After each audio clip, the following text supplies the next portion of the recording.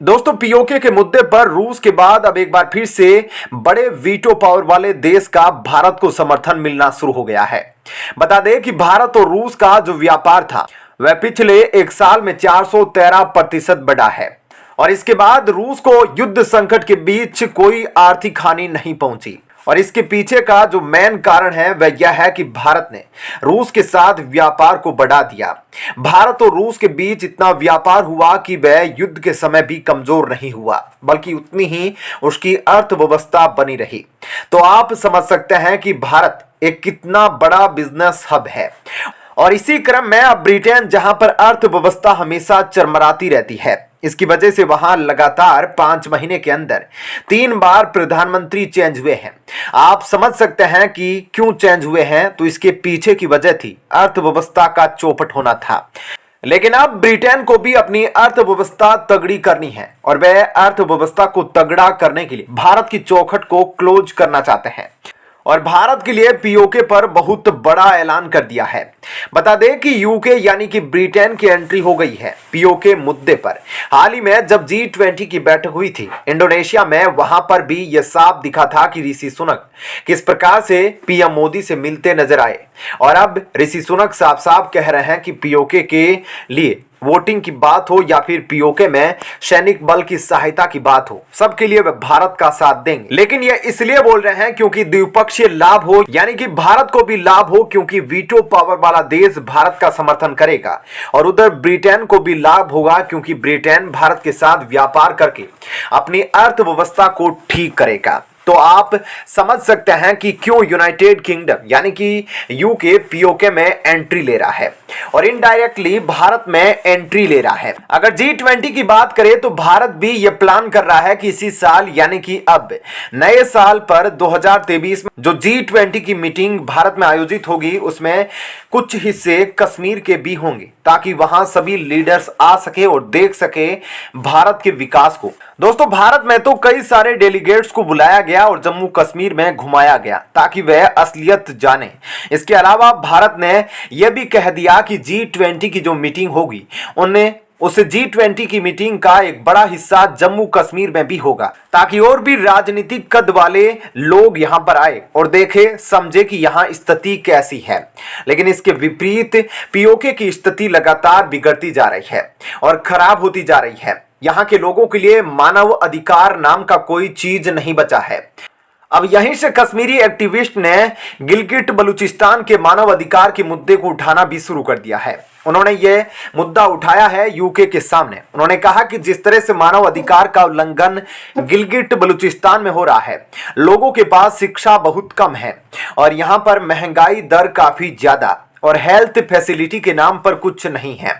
Pakistani security एजेंसियां हमारे जो मौलिक अधिकार है उनको भी छीन कर रख रही है और अब यह 1947 की बात उठा रहे हैं।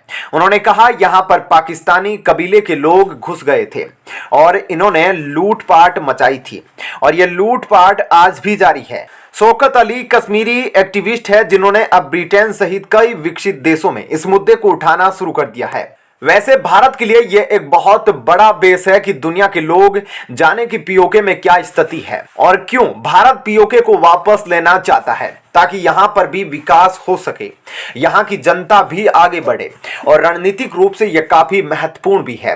दोस्तों, ऐसे में इस खबर के बारे में आपकी क्या राय है, हमें कमेंट करके जरूर बताएं। और अब आपको बताते हैं ऐसी ही एक और बड़ी खबर।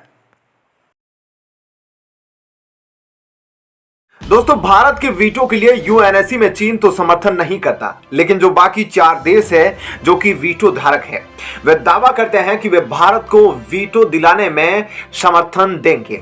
वह भी अब कहीं ना कहीं जिम्मेदार है भारत को वीटो ना दिलाने में, क्योंकि अब जो बाकी 4 देश है वे अगर चाहे तो कोई नया कानून बनाकर भारत को वीटो दिलाने के रास्ते साफ कर सकते हैं।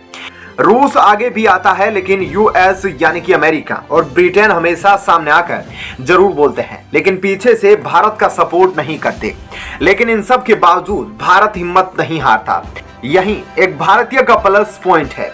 और इसी की बदौलत आज भारत ने चीन, यूएसए, यूके और पूरे यूरोप को अकेले हराया है। दोस्तों, आप जरूर सोच रहे होंगे कि आखिर ऐसा भारत ने क्या कुछ किया है कि अब पूरे विश्व की मीडिया यह बोलने लगी है कि भारत ही रक्षक देश है। दोस्तों, और यह भारत वीटो के लिए प्रबल दावेदार है। दोस्तों, अब आपको बताते हैं कि भारत मार्केट का रक्षक कैसे घोषित हुआ और इसलिए पूरे वर्ल्ड की मीडिया अपने टीवी में भारत को कैसे सम्मान के साथ एक जीता हुआ देश बता रहे हैं। दोस्तों, कई दशकों पहले जब लेटेस्ट टेक्नोलॉजी नहीं हुआ करती थी, तब किसी भी देश की अर्थव्यवस्था का पता लगाने के लिए यह देखा जाता था कि उस देश में स्टील की खपत कितनी होती है, क्योंकि किसी देश के इंफ्रास्ट्रक्चर को खड़ा करने में स्टील का रोल सबसे ज्यादा हुआ करता था। ऐसे में इस वजह से यह अंदाजा लगाया जा सकता है कि किस देश की अर्थव्यवस्था कितनी अच्छी चल रही है और यहां तक कि आप उसमें भविष्य की भी प्रेडिक्शन कर सकते हैं। दोस्तों, न सिर्फ कई दशकों पहले बल्कि आज भी स्टील के जरिए कई देशों की अर्थव्यवस्थाओं का अंदाजा आसानी से लगाया जा सकता है। दरअसल यह खबर निकल कर आ रही है कि भारत स्टील मार्केट का सेवियर बन चुका है, यानी कि रक्षक बन चुका है। दोस्तों, दुनिया भर की जितनी भी मीडिया है सभी भारत को स्टील मार्केट का सेवियर यानी कि रक्षक का दर्जा दे रही है। ऐसा क्यों, तो आपको बता दें कि भारत ऐसे वक्त पर जब अमेरिका, ब्रिटेन, कनाडा, यहां तक कि चीन में भी स्टील की खपत बहुत ज्यादा कम हो रही है, क्योंकि एक तरफ चीन में जहां कोरोना की वजह से अर्थव्यवस्था की कमर तोड़ दी गई है, तो वहीं यूरोप और अमेरिका में आर्थिक मंदी ने जबरदस्त कहर बरसा दिया है और अपनी इस अर्थव्यवस्था को कमजोर हालत के चलते ही सभी देश अपने इंफ्रास्ट्रक्चर को अपग्रेड नहीं कर पा रहे हैं और इसलिए इन देशों में स्टील की खपत कम हो चुकी है, जिससे पूरा स्टील मार्केट तेजी से धराशायी हो रहा था। लेकिन अब नहीं हो रहा, क्योंकि भारत स्टील मार्केट का रक्षक बनकर सामने आया। दरअसल पिछले कुछ समय में भारत ने स्टील पर इतना इस्तेमाल कर लिया कि स्टील मार्केट भारत पर निर्भर हो चला है। जी हां, भारत अपने इंफ्रास्ट्रक्चर को इस लेवल पर बिल्ड कर रहा है कि इस समय भारत के अंदर स्टील की खपत 120 मिलियन टन को पार कर गई है। जी हां दोस्तों, 120 मिलियन डॉलर की बात नहीं कर रहे, बल्कि 120 मिलियन टन की बात कर रहे हैं। इतना ज्यादा स्टील इस्तेमाल किया जा रहा है भारत में और इसे देखते हुए दुनिया भर के तमाम अर्थशास्त्री यह बता रहे हैं कि भारत ने यह करके न सिर्फ दुनिया भर के स्टील मार्केट की जान बचा ली है, बल्कि यह भी तय कर दिया है कि भारत बहुत ही जल्द एक आर्थिक सुपर पावर बनने जा रहा है। इसका कारण यह भी है कि इस वक्त दुनिया की जो भी मेजर इकोनॉमी है, सभी के सभी अपने देश की प्रॉब्लम्स को निपटने में लगे हैं। कहीं पर कोरोना ज्यादा है, कहीं पर महंगाई ज्यादा है, कहीं पर आर्थिक मंदी आ चुकी है, कहीं पर देश पूरी तरह से बर्बाद हो चुका है, कहीं पर लोन की समस्या है। ऐसे समय पर भारत इंफ्रास्ट्रक्चर पर ध्यान दे रहा है, यानी कि इससे भारत को भविष्य में बहुत ज्यादा फायदा मिलेगा और भारत अब एक आर्थिक सुपर पावर बनने की राह पर है। दोस्तों, ऐसे में आपका इस खबर पर क्या राय है, कमेंट सेक्शन में जरूर बताएं।